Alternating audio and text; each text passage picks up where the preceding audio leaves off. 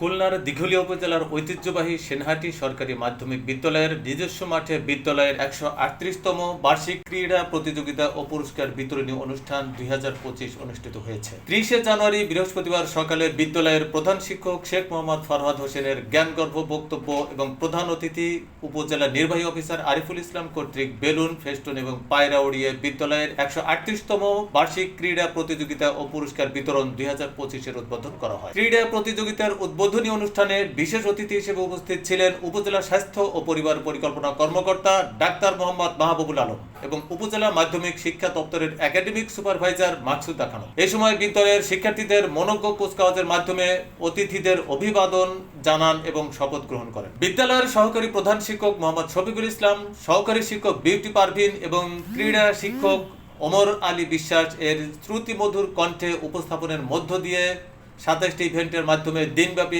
এই ক্রীড়া প্রতিযোগিতা অনুষ্ঠিত হয়। ক্রীড়া প্রতিযোগিতা শেষে প্রতিটি ইভেন্টে প্রথম, দ্বিতীয় এবং তৃতীয় বিজয়ীদের মাঝে পুরস্কার বিতরণ করা হয়। পুরস্কার বিতরণ পর্ব শেষ হলে দেশের নামিদামি শিল্পীদের সুরেলা কণ্ঠে মনোজ্ঞ সাংস্কৃতিক অনুষ্ঠান অনুষ্ঠিত হয়। সৈয়দ জাহিদুজ্জামান, খুলনা।